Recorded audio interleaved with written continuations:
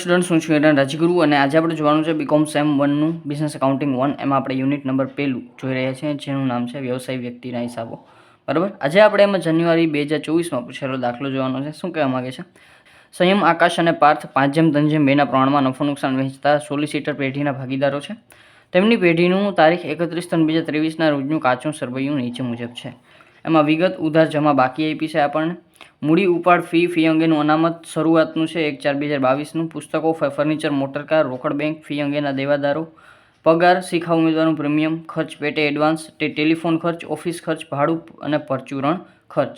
આટલી વસ્તુ આપી છે અને વધારાની માહિતીમાં આપણને કીધું છે કે મૂડીનું પ્રમાણ સંયમ, આકાશ અને પાર્થ વચ્ચે 5:3:2 છે અને ઉપાડનું પ્રમાણ 3:2:1 છે અને નફા નુકસાનનું પ્રમાણ આપણને 5:3:2 કીધું છે. પુસ્તકો પર 5%, ફર્નિચર પર 10% અને મોટરકાર પર 25% ઘસારો ગણો. શિખાઉ ઉમેદવારને તારીખ 1/4/2019થી 4 વર્ષ માટે રાખેલ છે. અસીલોવતી કરેલ ખર્ચ 5,000નો ઓફિસ ખર્ચ ખાતે લખાયેલ છે, એટલે કે એનો સમાવેશ આપણે ઓફિસ ખર્ચ ખાતે કરેલો છે અને અધૂરું કામ 30,000નું છે. વાર્ષિક હિસાબો તૈયાર કરો. હવે વાર્ષિક હિસાબો તૈયાર કરવાનું કીધું છે તો આપણે બે વસ્તુ તૈયાર કરશું, નફા નુકસાન ખાતું અને પાકું સરવૈયું. અને ભાગીદારો આપ્યા છે એટલે આપણે ભાગીદારોનું ખાતું પણ બનાવશું, એટલે કે ભાગીદારોના મૂડી ખાતું પણ બનાવશું. બરાબર. ના બનાવવું હોય તો એનું તમે પાકા સરવૈયામાં નોંધ કરી શકો છો, પણ નોંધ થોડીક લાંબી થઈ જાય એટલે આપણે છે એનું મૂડી ખાતું બનાવવું વધારે હિતાવહ થાય. ચાલો તો દાખલો સ્ટાર્ટ કરીએ. સૌપ્રથમ આપણે નફા નુકસાન ખાતું, ભાગીદારોના મૂડી ખાતા અને આખરનું પાકું સરવૈયું આટલી વસ્તુ બનાવશું. બરાબર છે, જે પેઢીના ચોપડે. સૌપ્રથમ આપણે વધારાની માહિતીથી સ્ટાર્ટ કરીએ. મૂડીનું પ્રમાણ સંયમ, આકાશ અને પાર્થ વચ્ચે 5:3:2નું છે તો મૂડી ખાતામાં આવી અને અહીંયા આપણે લખશું શરૂઆતની મૂડી અથવા તો બાકી આગળ લાવીએ. તો બાકી આગળ લાવીએ લખી નાખું છું. બરાબર છે. કેટલાની છે તો કે શરૂઆતની મૂડી આપણને આપી છે અહીંયા 1 લાખ અને એની મૂડીનું પ્રમાણ આપણને 5:3:2 આપ્યું છે. તો 1 લાખ ભાગ્યા 10 એટલે કે 10,000, એટલે કે 10×5 = 50, એટલે કે 50,000, 30,000, 10,000 × 3 અને 10,000 × 2 એટલે 20,000. બરાબર છે. એની મૂડીનું પ્રમાણ છે 5:3:2 મૂડીનું પ્રમાણ. બરાબર, તમને સમજાય એટલે લખી નાખ્યું છે. 1 લાખની મૂડી છે અને ભાગ્યા 10 કર્યા એટલે 5 દાણ 50, 10 તેરી 30 અને 10 દુ 20. બરાબર છે. આગળ વધી. ઉપાડ આપ્યો છે આપણને. બરાબર, અને ઉપાડનું પ્રમાણ આપ્યું છે 3:2:1, એટલે કે અહીંયા આપણે લખશું ઉપાડ સામે જ. બરાબર છે. અને કેટલો આપ્યો છે ઉપાડ આપણને? 30,000નો. અને ઉપાડનું પ્રમાણ આપણને કીધું છે 3:2:1, તો અહીંયા હું 3:2:1 લખી નાખું ઉપાડ. બરાબર, આમાં લખવાની જરાય જરૂર નથી પણ આ તો આપણને સમજાય એટલે. બરાબર. 30,000 અને ભાગ્યા 6, 3 ને 2 5 ને 1 6, એટલે ભાગ્યા 6 કરી નાખીએ એટલે કે 5,000, એટલે કે 5 તેરી 15,000, 5 દુ 10,000 અને 5 એકુ 5,000. બરાબર, આ થઈ ગયું ઉપાડ. પેલો હવાલો કમ્પ્લીટ. આ સિવાય એની કોઈ નોંધ નથી. પુસ્તકો પર 5%, ફર્નિચર પર 10% અને મોટર કાર પર 15% ઘસારો ગણો. ચાલો તો પુસ્તકો પહેલાં જોઈ લઈએ આપણે. પહેલાં તો મિલકત લેણા બાજુ આપણે બધી મિલકતો છે તો આપણે લખશું પુસ્તકો. બરાબર, અને પુસ્તકો સિવાય છે ફર્નિચર અને મોટર કાર. તો પુસ્તકો એક લીટી મૂકીને ફર્નિચર અને એક લીટી મૂકીને મોટર કાર. ચાલો તો સૌપ્રથમ જે પુસ્તકો છે 20,000ના, એના પર ઘસારો આપણે 5% ગણવાનો છે. તો 2 × 5 = 10, 1,000નો ઘસારો આવશે. તો માઇનસ કરશું 1,000 અને 12 આવશે, એ આવશે 19,000. બીજા નંબરમાં ફર્નિચર. તો ફર્નિચર છે 40,000નું અને એના ઉપર આપણે 10% ઘસારો ગણવાનો છે. બરાબર, ફર્નિચર પર 10%. તો ફર્નિચર પર ઘસારો 10% એટલે કે 4,000, માઇનસ કરશું 12 નીકળશે 36,000. બરાબર છે. ચાલો પછી ત્રીજા નંબરમાં મોટર કાર પર 25%. તો મોટર કાર છે આપણી પાસે 60,000ની, તો 60,000ની મોટર કાર અને એના ઉપર ઘસારો 25%, એટલે કે 25 × 150, 15,000 થશે, એટલે કે 15,000નો ઘસારો આપણો ફર્નિચર ઉપર, મોટર કાર ઉપર. તો 60,000માં 15,000 જાય 45,000. બરાબર છે. અને એ વધશે આપણા 12. ઘસારાની ક્રોસ એન્ટ્રી આપી દઈએ આપણે નફા નુકસાન ખાતે ઉધાર, બરાબર છે. તો અહીંયા આપણે લખશું મિલકતો પર ઘસારો.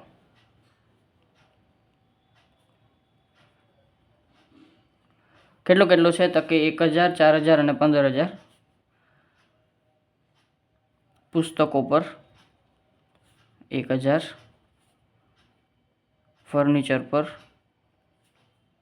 4000 અને મોટર કાર પર 15000. એટલે કે 4 ને 5 ને 15, 20. એટલે કે ટોટલ આપણો ઘસારો બારે આવી જશે 20000, બરાબર છે. ચાલો, બીજા હવાલાનું કામ કમ્પ્લીટ થઈ ગયું. પછી છે શિખાઉ ઉમેદવારને 1/4/2019 4 વર્ષ માટે રાખેલ છે. ચાલો, તો શિખાઉ ઉમેદવારને આપણે 4 વર્ષ માટે રાખેલ છે અને શિખાઉ ઉમેદવારનું પ્રીમિયમ અત્યારે છે કેટલું તો કે શિખાઉ ઉમેદવારનું પ્રીમિયમ છે 70000 અને આ પ્રીમિયમ આપણને બાકી તરીકે આપ્યું છે, બરાબર. તો પહેલાં આપણે જોઈ લઈએ કે કેટલી આપણે જે છે એ સમય છે. તો અત્યારે આપણે વર્ષ કયું હાલે છે તો કે 31/3/2023. તો 31/3/2023 સુધી ગણતરી કરીએ આપણે 1/4/2019થી. તો 20માં આપણે પહેલું વર્ષ પૂરું થશે 1/4/2020, 20, 21, 22 અને 23.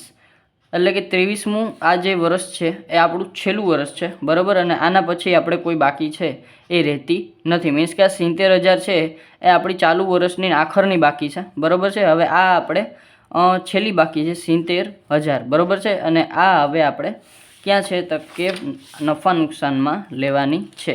તો અહીંયા આપણે લખશું શિખાઉ ઉમેદવારનું પ્રીમિયમ.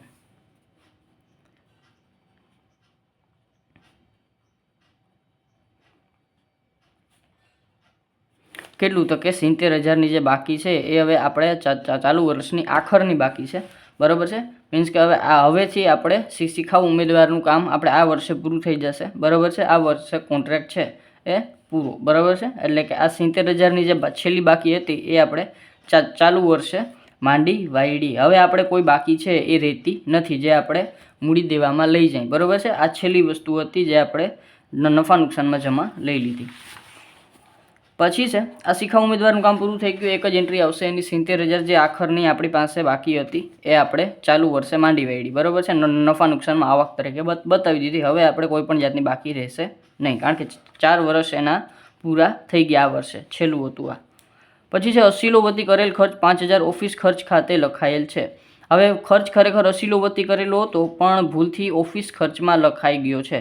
તો ઓફિસ ખર્ચમાંથી આપણે પહેલાં બાદ કરશું, બરાબર છે. તો ઓફિસ ખર્ચ ક્યાં છે આપણી પાસે તો કે ઓફિસ ખર્ચ આપણી પાસે છે આ રહ્યો. ઓફિસ ખર્ચ છે 15000. ચાલો, તો અહીંયા આપણે લખશું ઓફિસ ખર્ચ 15000 અને એમાંથી ભૂલથી નોંધાયેલ કેના તક કે આપણા અસીલો વતી કરેલ ખર્ચના બાદ અસીલ વતી ખર્ચના કેટલા તો કે 5000. તો ખરેખર ઓફિસ ખર્ચ બહાર કેટલા વધે તો કે 10000ના, બરાબર છે. પછી અને એની નોંધ ક્યાં થઈ છે તો કે નોંધ આપણે ખરેખર કરવાની ક્યાં હતી તો કે અસીલો વતી કરેલ ખર્ચમાં કરવાની હતી. તો અસીલો વતી આપણે ખર્ચ કર્યો છે તો અસીલોની ખાતા વહી હોય એક બાજુ અને એક બાજુ અસીલ એડવાન્સ હોય. તો આપણે આમાં આપેલું શું છે તો કે આમાં આપણને છે એ ખર્ચ કે પેટે એડવાન્સ આપ્યા છે. મીન્સ કે અસીલોના એડવાન્સ આપ્યા છે. તો અહીંયા આપણે લખશું ખર્ચ પેટે એડવાન્સ આપ્યા છે આપણને, બરાબર છે. અને એ આપ્યા છે આપણને 75000. મીન્સ કે 75000 આપણે અસીલોએ આપ્યા હતા ખર્ચ કરવા માટે. એમાંથી 5000નો ખર્ચ આપણે કર્યો છે. તો અહીંયા આપણે લખશું જે છે એ ઓફિસ ખર્ચ ખાતે નોંધાયેલ.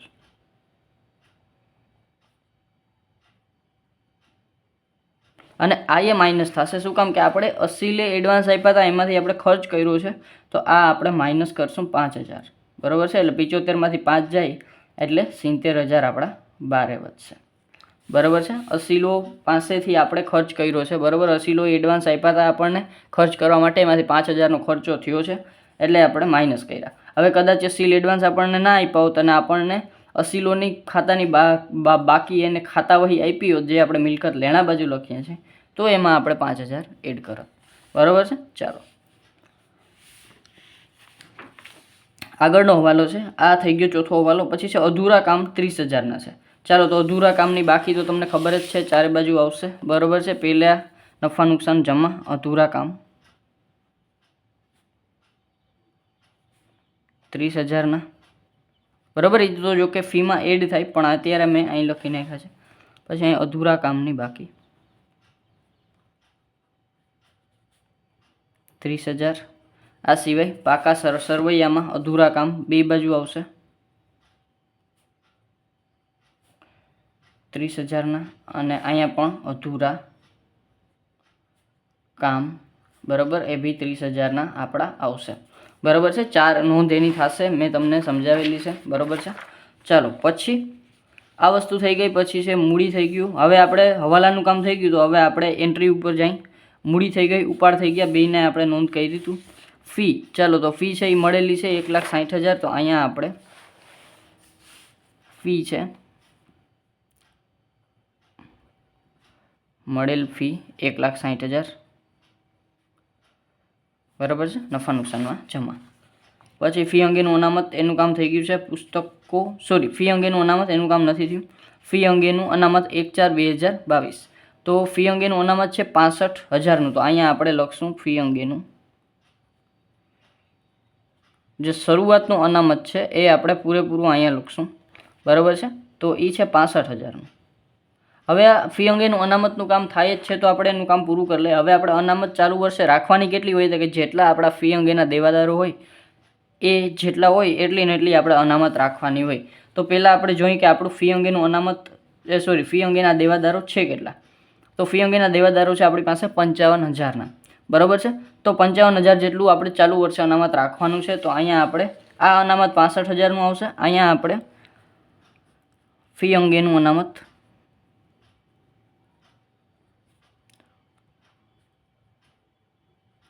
કેટલું આવશે, તો કે 65,000 નહીં, પણ અહીંયા આવશે 55,000, કારણ કે આપણા દેવાદારો 55,000. અહીંયા પણ ફી અંગેનું અનામત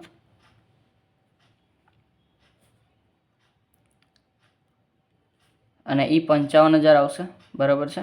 અને અહીંયા આપણે જે દેવાદારો હતા ફી અંગેના એ લખાશે. તો ફી અંગેના દેવાદારો કેટલા છે, તો કે 55,000. બરાબર. અને એટલા ને એટલા બે બાજુ આપણે શું લેશું, એના અનામત લેશું. બરાબર છે. અને અહીંયા ફી અંગેનું અનામત કયું આવશે, તો કે જે આપણે શરૂઆતનું અનામત હતું એ જ અનામત આવશે. ચાલો હવે ફી અંગેના અનામતનું કામ થઈ ગયું. પછી પુસ્તકો છે, ફર્નિચર છે, મોટર કાર છે, 3 વસ્તુ લેવાઈ ગઈ છે. રોકડ બેંક 90,000. ચાલો તો રોકડ બેંક 90,000 જ છે. તો અહીંયા આપણે લખશું રોકડ બેંક પાકા સરવૈયામાં. બરાબર છે. અને 90,000. ચાલો ફી અંગેના દેવાદારોનું કામ થઈ ગયું. બરાબર. મેં તમને કીધું એ પ્રમાણે એટલે અનામત રાખીને મિલકત લેણામાં જેટલા ફી અંગેના દેવાદારો હોય એ લખી નાખવાના. પગાર છે 95,000. તો એ નફા નુકસાનમાં આવશે. તો નફા નુકસાનમાં લખી નાખશું આપણે પગાર કેટલું છે 95,000. પછી છે શિખાઉ ઉમેદવારનું પ્રીમિયમ, એનું કામ થઈ ગયું. ખર્ચ પેટે એડવાન્સ. તો ખર્ચ પેટે એડવાન્સ આપણે જે અસીલ એડવાન્સના લખ્યા અહીંયા. બરાબર છે. એ આપણે લખી નાખ્યા. ચાલો ખર્ચ પેટે એડવાન્સનું કામ થઈ ગયું. પછી ટેલિફોન ખર્ચ. ચાલો તો આ બધા નફા નુકસાનમાં આવશે ટેલિફોન ખર્ચ. તો અહીંયા લખશું આપણે ટેલિફોન ખર્ચ કેટલો આવશે, તો કે ટેલિફોન ખર્ચ છે 25,000. પછી ઓફિસ ખર્ચ. તો ઓફિસ ખર્ચનું કામ આપણે ઉપર કરી નાખ્યું. પછી ભાડું. તો ભાડું છે 5,000. પછી પરચુરણ ખર્ચા. તો પરચુરણ ખર્ચા છે 35,000. ચાલો તો આ થઈ ગયું. પછી આપણને ટોટલ આપ્યું છે, બીજું કાંઈ નથી આપ્યું. તો બધી જ વસ્તુ આવી ગઈ છે, કોઈ પણ વસ્તુ બાકી રહેતી નથી. તો હવે આપણે જે છે એ ટોટલ કરી નાખશું. 1,60,000 પ્લસ 70,000 પ્લસ 30,000 પ્લસ 65,000. ચાલો તો 3,25,000. અહીંયા આપણે ટોટલ લખી નાખશું 3,25,000. 3,25,000માંથી આપણે આ બધી વસ્તુ માઇનસ કરશું. 20,000 20,000 10,000 30,000 55,000 95,000 25,000 5,000 અને 35,000. ચાલો તો 2,75,000. 3,25,000 આપણે માઇનસ કરશું. તો એ આવશે 50,000 આપણો નફો. તો અહીંયા આપણે લખશું 50,000 જે છે એ નફો આવશે અને બધાના મૂડી ખાતે, બરાબર છે. તો ભાગીદારોના મૂડી ખાતે નફો, બરાબર, જે ચોખ્ખો નફો છે એ. હવે ચોખ્ખા નફાને આપણે એના નફા નુકસાનના પ્રમાણમાં અને મૂડીનું નફા નુકસાનનું પ્રમાણ મેં તમને બતાવ્યું હતું એ પ્રમાણે સેમ છે, 5:3:2, બરાબર છે. આકાશ, પાર્થ અને એનું 5:3:2ના પ્રમાણમાં નફો નુકસાન વહેંચે છે. તો 5:3:2ના પ્રમાણમાં આપણે આને વહેંચવાનું છે. તો ભાગ્યા 10, બરાબર, એટલે કે 5000, એટલે કે 5:3:2, 55 25, 25,000, પછી 5 15,000 અને 5 દુ 10,000. તો આ આવી ગયો આપણો ત્રણેય વચ્ચે નફો. કોનો કોણ છે? તો કે સંયમ, આકાશ અને પાર્થ, બરાબર છે. આ ત્રણેયનો નફો આવી ગયો. નફાને આપણે મૂડી ખાતે લઈ જશું તો અહીંયા આપણે લખશું ભાગીદારોના મૂડી ખાતે, બરાબર છે, નફો.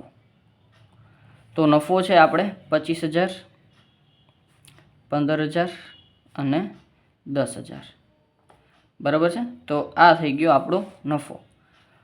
હવે આને આપણે મૂડી ખાતાને બંધ કરીએ. 20 ને 10 30,000,